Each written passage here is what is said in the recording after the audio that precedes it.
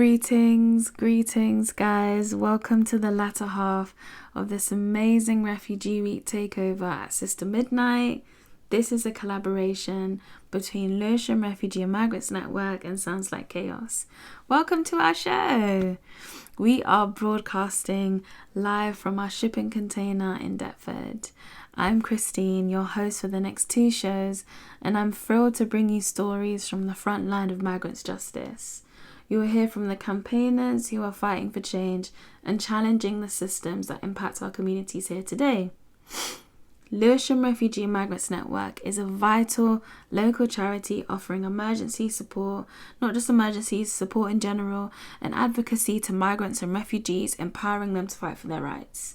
Sounds Like Chaos is all about socially engaged art and creating intergenerational spaces to amplify voices and build solidarity. Now, with all of this in mind, I feel so honoured to invite our amazing guests to introduce themselves. My name is Jane. My name is Karen. I'm Reggie. Yes, I'm from South Africa originally, and I'm a sanctuary ambassador with the Lewisham Migration Forum and a user of the services at Lewisham Refugee and Migrant Network based in Lewisham and Greenwich.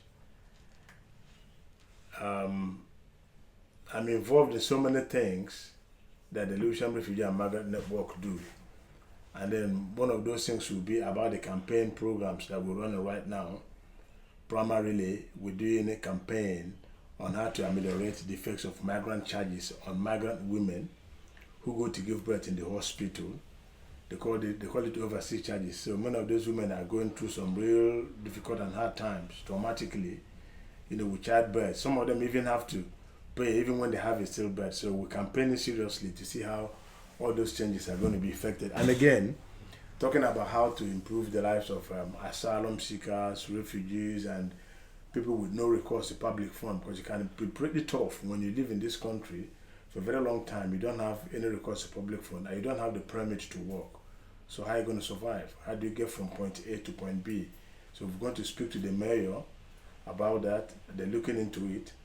And then so many other activities we're doing alongside Citizen UK. That's an association that is based in South London, together with Lewisham Refugee and Migrant Network. So going forward, we'll see how these things are going to pan out and the positive changes that are going to come as a result of all these campaigns.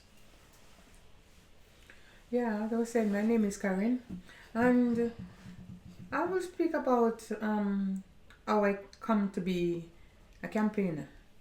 Because for me, I remember when I just come to Lewisham Refugee Migrant Network at this women's group, I met this lady.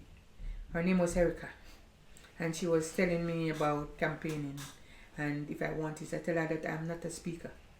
But she insisted to say she seats in me, and she asked again, and I said I don't think so. Then she asked again. I said okay, then I will try.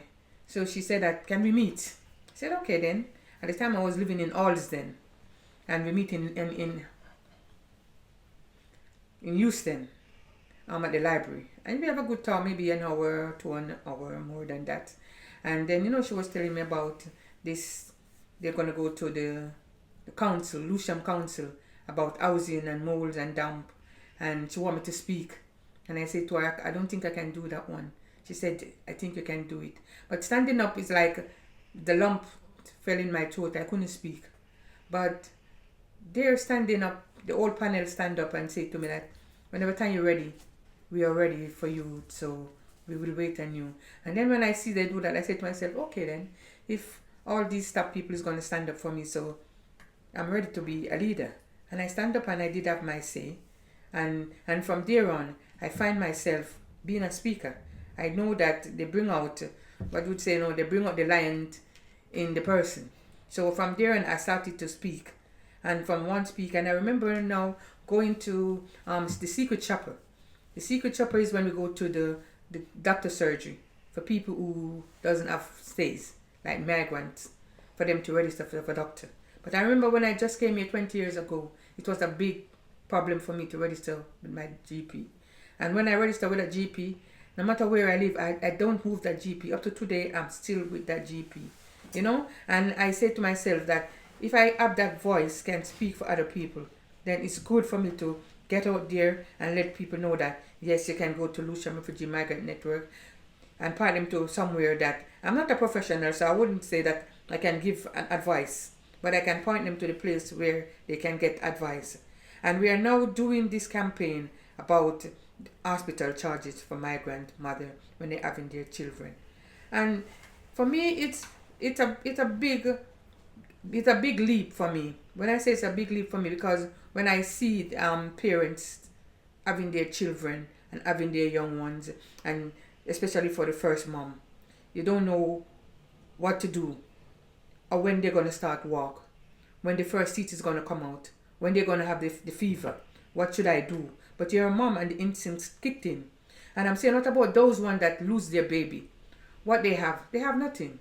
But they still have to pay for that child that they lose. And I think they should be fair. If you lose a child, give them a chance to breathe. Let they go free. Because there's nothing for them they have nothing to hold on to more than that child memory. Give them that opportunity to go. I don't say that you should give everybody a free escape for everything. But come on, we are all humans and we all have to survive. No matter what we do, we need survival. And I'm just saying, give the people them a chance to live. Because we all need that opportunity. We all need that little push for somebody to say yes. Somebody's going to stand up for me. Oh yeah, wow. Very much has been spoken. First of all, I would say again, I'm Jane, originally from Kenya. I don't know whether you've heard, sometimes they call it a land of Hakuna Matata. I don't know whether you have heard about that. It's called a land of Hakuna Matata. Yes. Hakuna Matata is called a land of no problems. But I don't think whether that's true. Mm-hmm. But anyway, I would just want to say that thank you so much for this opportunity to come here. And much has been spoken by Reggie and Karen. And I want to say that I'm very happy, very, very happy because of being here. Before, I would just want to say that before I came to, because I come from the borough of Greenwich, although they co-work together, the Lewisham Refugee Migrant Network and Greenwich, they do things together, and that is why, and that is how they accepted me. Before I joined the Lewisham Refugee Migrant Network, I used to reside in Barking and Dagenham until the time I was surviving, until the time I had a breakdown. And when I had the breakdown, not knowing that I was dying, but somehow somebody saved my life by calling the police because I had already collapsed. But I had a mental breakdown, and the police came and took me to the mental health hospital, to cut the long story short. But when I was in the hospital, the lady just said I shouldn't go back to her house, and my life changed, and I ended up becoming a homeless.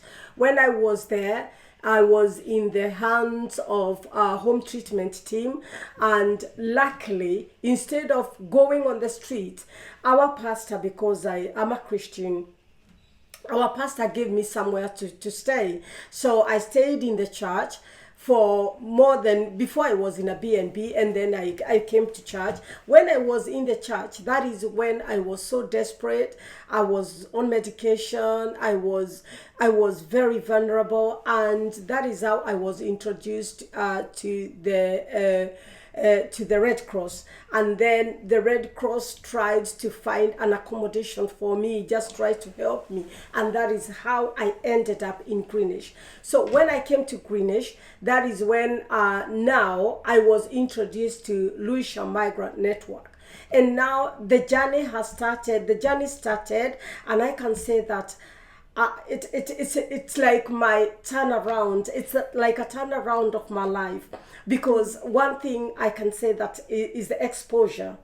I got a lot of exposure, a lot of experience, and I got an opportunity to speak out to myself. You know, I had people, I met people who can listen to me, who can appreciate me, who can encourage me. We've gone a long journey with the Lewisham Migrant and Lewisham and Migrant Network. And I want to say that when we started the campaigning, at first, our leader, I can call her a leader, Jasmine introduced, Jasmine just wrote to us and told us that there is this training, and we went through this training, and the training we went was about storytelling.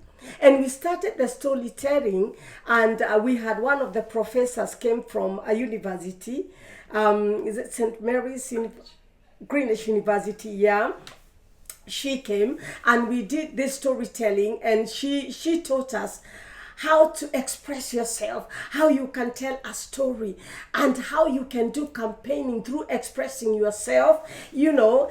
And you know what? I just felt so encouraged by that. Then after that, she introduced us to Erica from the Citizens UK, and that is Erica. Now we had some workshops where she taught us about organizing, how to organize yourself, and about how to position yourself, how to be yourself, and how to do the campaigning. And I found it so fascinating, so interesting. And I became so interested and looking forward, you know, to see this thing, you know, the changing thing. When I go back to what Karen has just said about secret shopper, about the GPs. When I came to Greenwich, I had to look for a GP, and there is this GP by the name Mustafa PMS. When I went there, they said they need the documents, and I didn't have a document. So because I'm not documented yet, I didn't have a status, and don't forget I'm a mental health patient. So imagine I had to be referred by the Red Cross so that I could be registered. That is how bad it was. So I was thinking, how many people have been locked out there because they don't have status? Even some of them are going through fear because you don't want to go there, and maybe they'll call police and maybe you'll be deported. So you stay in that stigma, yet you have underlying issues that you don't know how to get help out there. So that is something that I can say it changed. It turned around, changed a lot of people's lives. I remember one day we went for this, they printed those leaflets, and I took those leaflets to work to some of the organizations where I go. And some of people said, are you sure when we go there it's free? And people were like, wow. And we gave them leaflets to go and give them to their friends, you see. So that is one thing that we are proud of, and I would like even to let them know that what they did was just a big step forward, changing people's lives and giving people that liberty and that courage to go and register and to know it's their right to see a GP and to be, you know, and to be treated. The other thing is migrant charging. I would say that before I was a speaker back in Kenya, but I was a religious speaker. So when I came here, because of my situation, I kind of didn't say much, and I kind of didn't have a voice, or because of what I was going through, I didn't say much. But now when I joined Lewisham Refugee and Migrant, and we started the campaigning, wow, I just enjoyed it, and I just started my voice. I came to realize I can still talk, I can still have the boldness to go and face those officials and speak out for other people. And it is very, very, very good to be a voice to the voiceless, I can say. When you go out there and speak for other people, and you change the law because of other people, honestly, you feel proud because there's somebody there, as Karen has just said, somebody there who don't know what to do. As an immigrant, most of them, they don't know what to do when they get pregnant because they don't. The fear is that what if I go there and then when I go there, maybe something will happen? What if I go there and they start asking me for money and I have got no money because I don't work? So it is something that we are, even right now, I'm glad because our officials, our leaders are telling us that they are receiving emails from those officials and they are responding well. So which we are looking forward to hear what they're gonna say. We are looking forward to have this table, this meeting, to sit on them and to have a board meeting with them actually. So yeah, it's a journey. We have journeyed, we are journeying,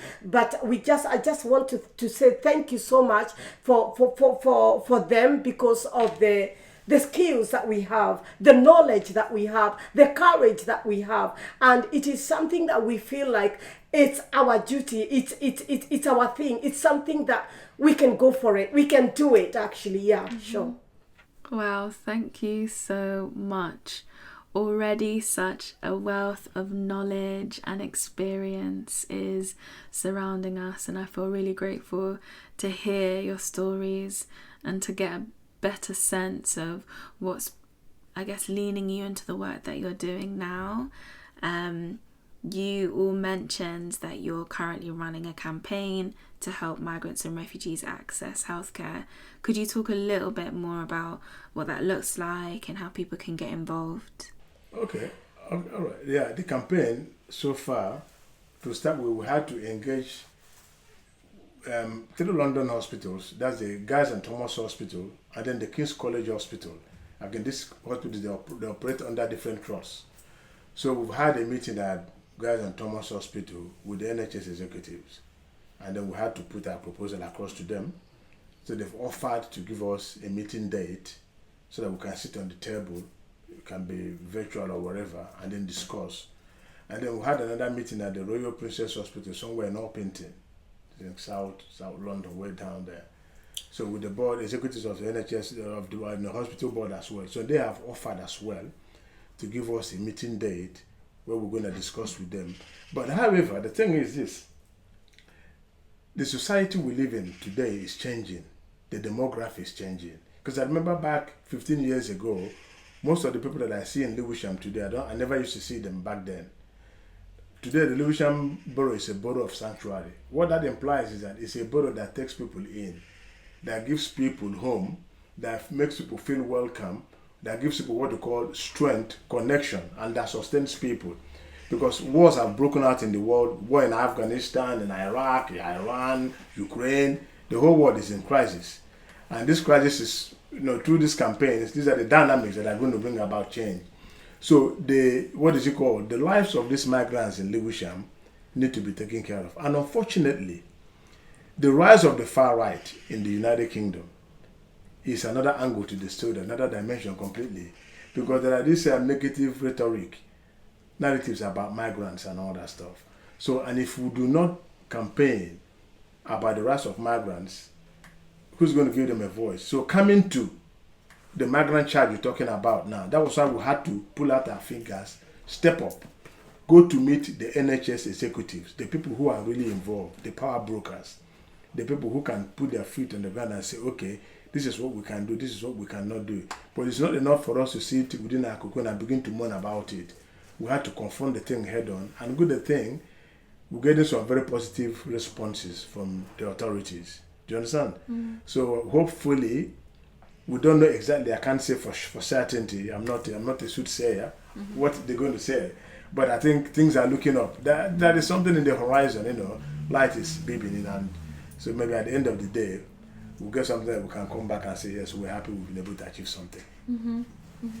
Oh yeah, in addition to what Reggie said, actually, he didn't mention, he was one of the speakers who, just like, he's the one who had the speech. He was one of the people who, approached the chairman in St. Thomas's and Guy's Hospital.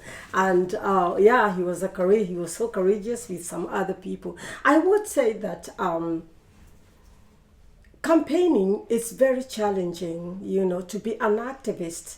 It's not an easy thing. And I can't say that some activists go through really, they risk their lives, you know, because I remember there was, I wouldn't say a friend of mine, but I would say we knew each other, and she was from Africa, and she went for campaigning.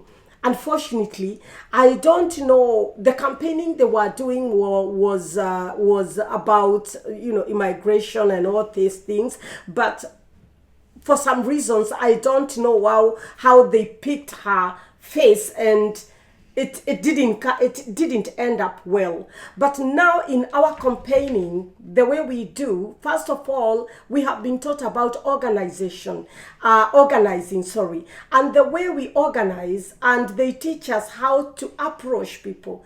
I remember, I can say something, I remember at first when we enter in the room, we make everybody uncomfortable, you know, because they don't know these people. I remember when we went to Guy's Hospital, St. Thomas, and Guy's Hospital, everybody was quiet, and they could see these people. They are people who have got an agenda, and they didn't know what kind of protest we're going. They didn't know whether we're going to break into chaos or something. But the way we presented ourselves, they just gave us an opportunity. They respected us to a point that they gave us a mic. Yeah, they gave us a mic. They gave us a chance to speak ourselves. And the chairman actually listened, and they were very receptive. And we went home very happy. And when we went to Orpington as well, to Royal Princess Royal Hospital, again, there's something that they said that I liked. They said, we like the way you organized yourself. We like the way you organized yourself. We like the dignity. You are very dignified. Because when you go there, we went there as people who knew what they are doing, and we were one voice. And when you are an activist or a campaigner, I don't think you should give up, what I would say. Because we said, even if they're not going to call us or going to reply to us, we're going to go again. Or because we want to change people's lives, and we want to be a voice to the voiceless. So to be a campaigner, it is something that has given me exposure. It is something that has given me experience and an opportunity to speak out, even the way I'm speaking. My English was not too fluent, and through this campaigning, talking, and storytelling, my English is coming up. It's getting there. It's not perfect, but I'm getting there. So I would say that it's something that I enjoy. I'm happy doing. I don't feel pushed or I don't feel forced to do it. It's something I enjoy. I would like to speak more and more and to talk more and more. And I would encourage people out there to come out so that we can go and stand for our nation and stand for those people who can't be able to speak for themselves, because we can see it has changed. To change a law is not an easy thing, you know. That any law that is changed, there is a voice. There's someone who comes up and say no. And when you say no, and then you will have a backup. And when you have that backup, you will see the law changed or anything changed, because in the culture is about the law, is about wrong, is about doing this and don't do that. Yeah, that's what I would say. Thank you. Thank you. There's so much courage that you guys are expressing in your life and your work, and wanting to share that energy of courage. I wondered if you had any songs specifically that helped you to get that courage, or anything that helped you to, whether it's any sorts of music that help you to gain that confidence. Yes, for me, I always love this song. It said, "Baby, don't worry about a thing, because every little thing is gonna be all right." But when you listen to those songs, it just give you that cool, because back home, when like on Sundays, those are the songs that my dad would play. And three little birds sit on my doorstep singing sweet songs of melody, pure and true. You know, he always sing those nice little Bob Marley tune. And, you know, I get into those music, you know, because those old time music, when you hear him play, I always say, same song again. But you know, coming into this country and you hear them, it's like the reflection of my dad. Sitting down, waiting for the ice cream man to come on Sunday evening to get the ice cream, and you know, listening to all those reggae, those little soft reggae music, and go down a Manuel Grung, Gallan Boy, if he got Brock Rock Stone, and you know, those folk songs, it bring, when I hear, like when I go like some places and I hear they singing them, I say, oh my Lord. When I sit down and I listen to Jamaican playing them, and you know, remembered all those Sundays, because Sunday was a very special day. Not Sunday morning, but Sunday evening after church was a very special day for my family. Who doesn't love a bit of Bob Marley? Here's a short mix of Karen's Sunday vibes.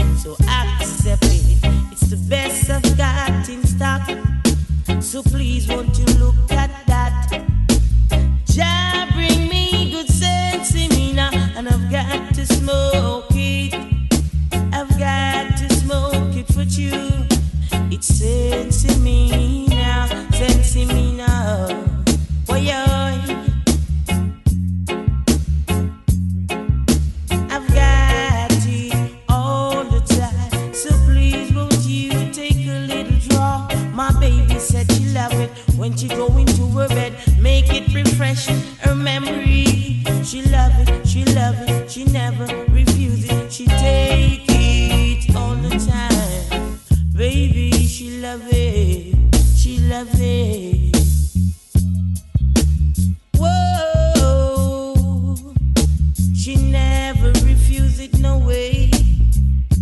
She said it needs a little touch when she is down and not so happy. She is the girl who loves to smoke her sensimina. 3 cheers I bring for you from Jack. Oh, sensimina. Whoa, sensimina. Woyoy, woyoy, woyoy, woyoy. 3 cheers I bring for you from Jack, the creator. Sensimina, sweet reggae music, and everything I bring for you, you got to accept it. Well, yo, yo, yo, yo, yo, yo, yeah. Hey, I've got to make sure, I've got to make sure you get the 3 cheers that I bring from Jah. Sensimina, sweet, sweet music, you will never refuse it. And love, sweet reggae music, and good cooperation from you. Oh yeah. Sweet reggae music I bring from you. Hey, hey. Sweet reggae music I bring for you, you. Good cooperation I want from you. Instead of fussing and fighting, why not just get together and live in one love and one unity, you know?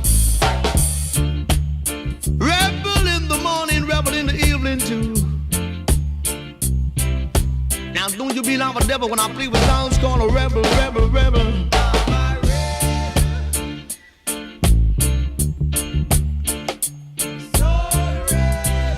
How you mean, you know? The man says the great adventurer. You can hear what I say, let there be love. See the morning sun on the hillside. Nothing in this world they could I never do. Not living good. Never to stop, not the dread from living up, y'all. Said I'm a living man and I got a lot of work to do. Said I'm a living man.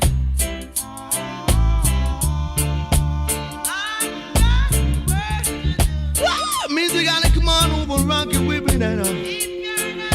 Come rock it on over, baby. Step it on over.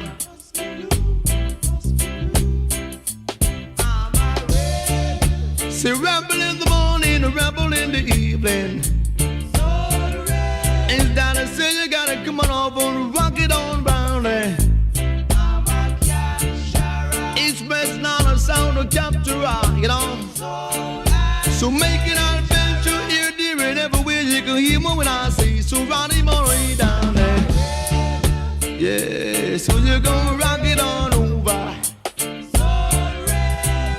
Means that I gotta get stepping, you know. Got to be on the move, so baby, baby. See rebel style, a runaway child, I beg you stop your running wild.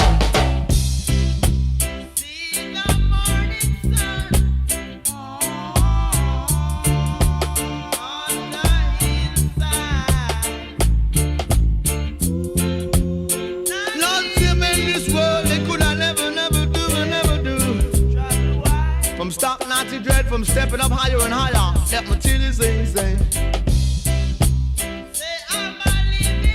And I've got a lot of work to do now, and they brought along the way. So come on over, and make you rock it on down there. Say right on, right on, right on, right on, right on, right on there. Rebel in the morning, a rebel in the evening. Got Jaja works to perform night and day, brought along the way. You gonna hear me what I say. Till when I'm Zion, about the soul adventurer. We just heard Karen's reggae mix capturing a Sunday in Jamaica. Now, Reggie, based on what you said earlier, how do you keep pushing through adversity the way that you do? Okay, through wisdom, I've been able to overcome fear. And through suffering, I've gained strength to overcome things. Do you know what I mean? Because they say when you're in a dark room for a very long time, you begin to see in that dark room. Does that make sense to you? When you stay in a dark place for a very long time, you begin to see in that dark place. Because otherwise, what else do you do? That's not that. So you need to make sure you see. That's exactly the journey we're going through now, because it's tough. It's hard. Like Jen said earlier, activism. Having to step up every other day to go campaign, go do this, go do that. You don't know what the ultimate reality is going to be, but you're hoping that somewhere down the line, something good is going to come out of all this. If you don't try, how are you going to succeed? Do you know what I mean? So for me, I had to overcome adversity because I've been around a long time. I know how the life of the things play out in life. You're down today, tomorrow you're up. Keep going. Keep going.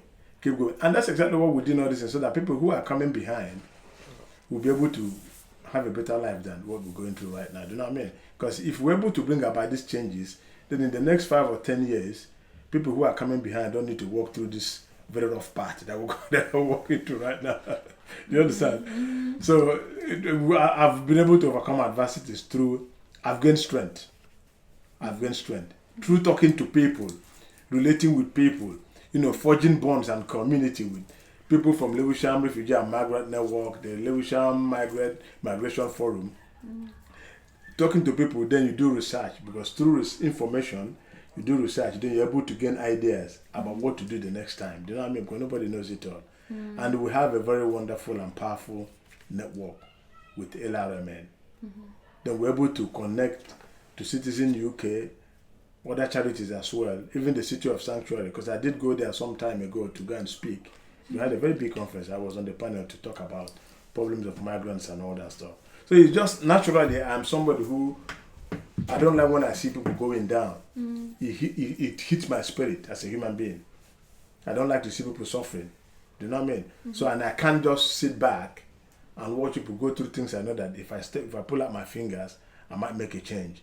So that's why I do all these things that I do. It's just something that is in me. I'm not looking forward to anything. Do you know what I mean? Honestly, I'm not looking for anything. Basically, even if I come out any day, if I don't have money for transport, once I'm able to get to that center, after talking, I go away. Whether they take that talk or they don't take it, it's up to them, but I've made my mark. Do you understand?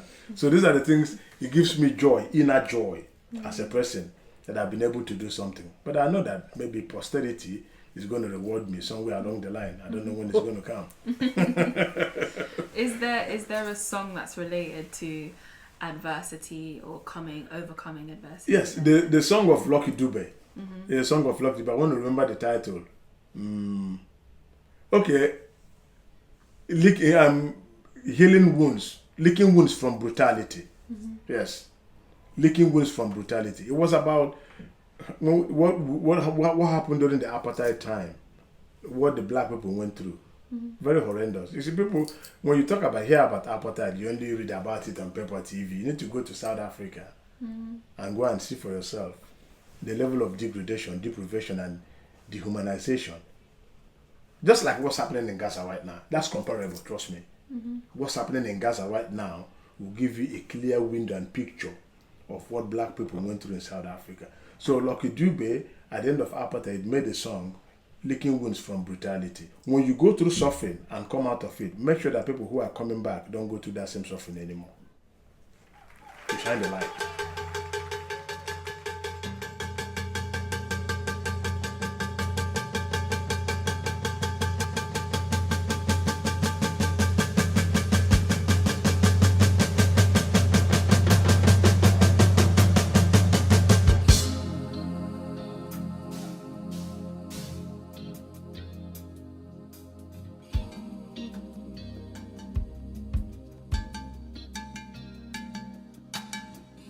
There's a train that comes from Namibia and Malawi.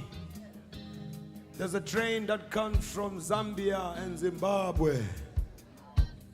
There's a train that comes from Angola and Mozambique, from Lesotho, from Botswana, from Swaziland, from all the hinterlands of southern and central Africa. This train carries young and old African men who are conscripted to come and work on contract in the gold and mineral mines of Johannesburg and its surrounding metropoli. 16 hours or more a day for almost no pay. Deep, deep, deep down in the belly of the earth, when they are digging and drilling for that shiny, mighty, evasive stone, or when they dish that mishmash mash food into their iron plates with the iron shovel, or when they sit in their stinky, funky, filthy, flea-ridden barracks and hostels, they think about the loved ones they may never see again because they might already have been forcibly removed from where they last left them, or wantonly murdered in the dead of night by roving and marauding gangs of no particular origin. We are told. They think about their lands and their herds that were taken away from them with the gun and the bomb and the tear gas and the Gatling and the cannon. And when they hear that choo-choo train, a chugging and a pumping and a smoking and a pushing and a pumping, crying and a steaming and a chicken and a what?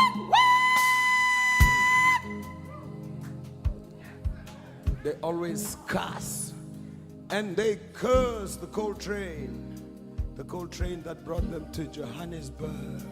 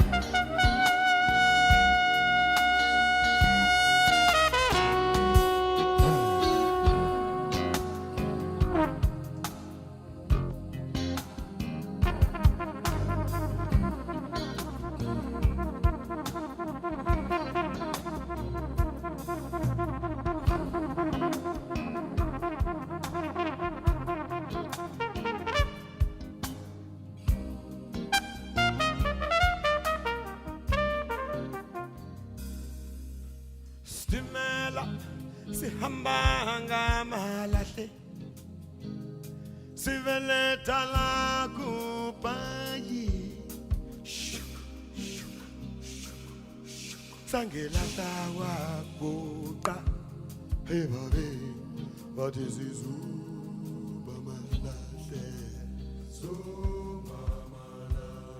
Stimela, si hamanga malate, sinele tala kupa,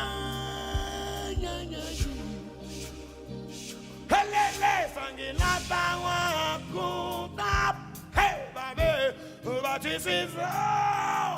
Malate.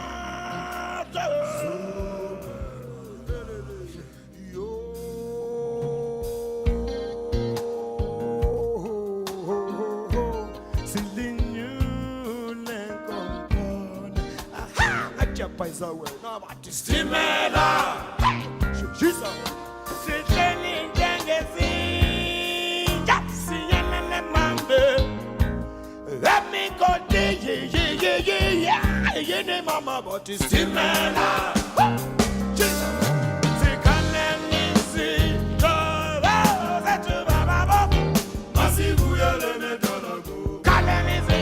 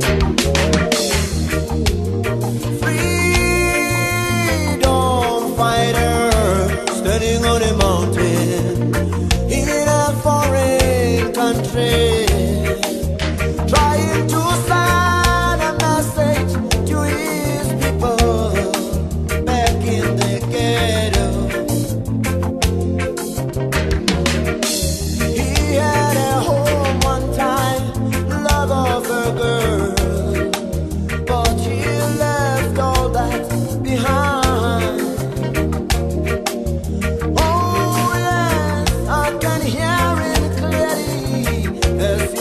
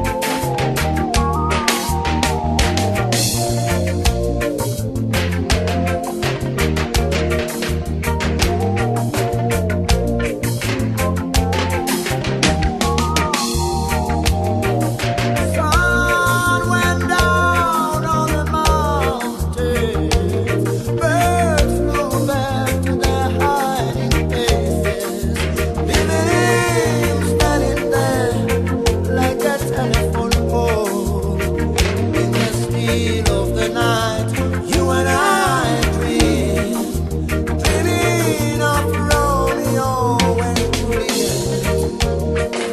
All he dreams about is the freedom of the nation, when every man will be equal in the eyes of the Lord. As he closes his eyes for the last time, he said again, I'm still here in the house of bedside, for the love of the nation. I'm still here in the house of bedside, for the love of the nation. I'm still here in the house of bedside, for the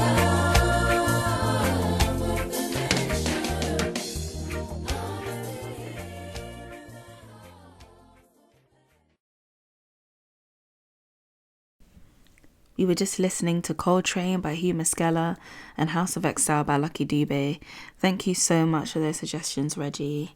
As we're coming to the end of our show, it'll be great to hear from you, Jane, about what it means to live in Hakuna Matata, something you mentioned earlier. Yeah, as you can see, I have, this is my flag actually. This is the flag of Kenya. And I love Kenya. Kenya is my mama. Yeah, when I talk about Kenya, I talk about Kenya and I sing to Kenya and there's a song that I sing to Kenya sometimes when I miss Kenya. I look at these bangles and I sing to Kenya and I say, Belle mama, yeah. Belle mama, yeah. Belle mama, Belle mama, Belle mama, Belle mama, Belle mama, Belle mama, yeah.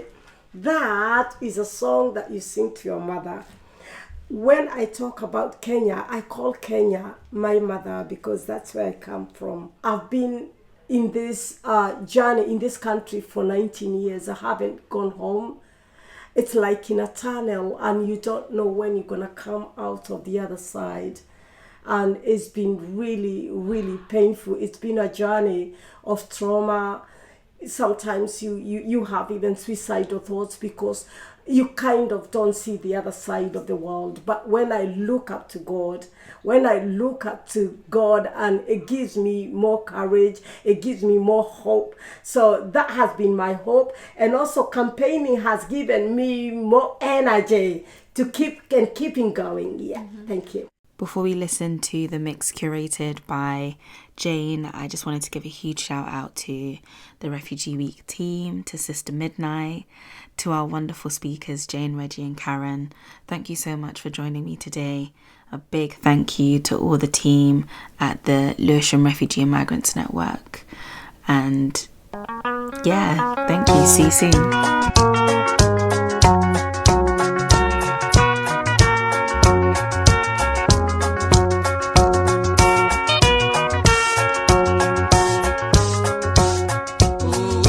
Naimba siyo wimbo ni maombi, nikiomba Mwenyezi Mungu aibariki Kenya yangu, kwa jina la Baba na la Mwana Roho Mtakatifu, amina. Kwa jina la Baba na la Mwana Roho Mtakatifu, amina. Ewe Kenya inji yangu, ewe Kenya baba yangu, ewe Kenya mama yangu, sitakuacha milele.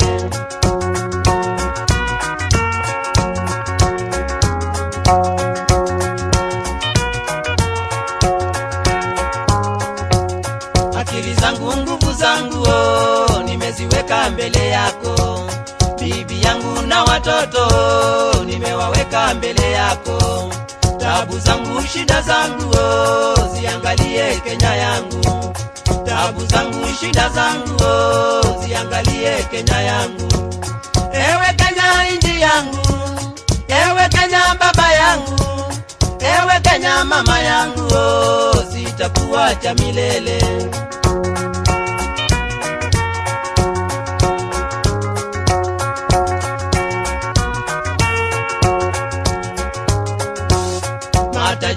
masikini yo, sisi zote binadamu. Matajiri masikini yo, sisi zote binadamu. Tusahau majivuno na tuache kupayuka. Tusahau majivuno na tuache kupayuka. Utajiri majivuno siyo tikiti ya mbinguni. Utajiri majivuno siyo tikiti ya mbinguni. Bahati yako ni ya leo, ile ya kesho ndiyo yangu. Bahati yako ni ya leo, ile ya kesho ndiyo yangu. Ewe Kenya inji yangu, ewe Kenya baba yangu, ewe Kenya mama yangu, oh, sitakuacha milele.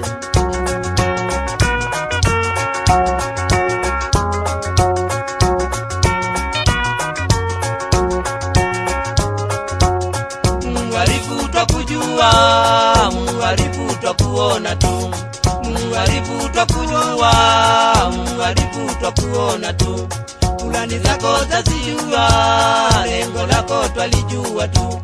Kulani zako twazijua, lengo lako twalijua tu. Wataka kunyamba Kenya we, utuharibiewa. Wataka kunyamba Kenya we, utuharibiewa. Harufu yako twaijua, hata ukipanda ndege. Harufu yako twaijua tu, hata ukipanda ndege. Ewe Kenya inji yangu, ewe Kenya baba yangu, ewe Kenya mama yangu, oh, sitakuacha milele.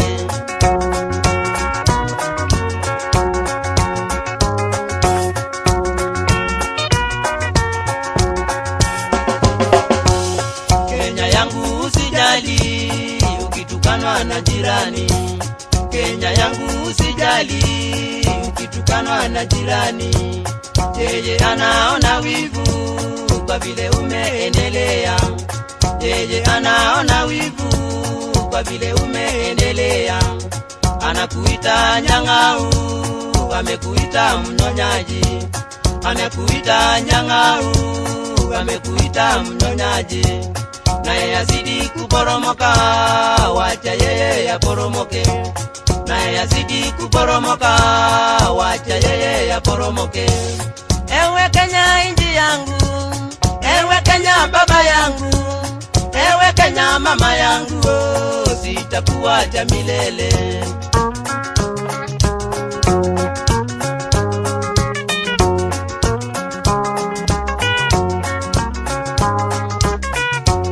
Kenya we ni baba yangu, Kenya we ni baba yangu, Kenya we ni mama yangu, Kenya we ni mama yangu.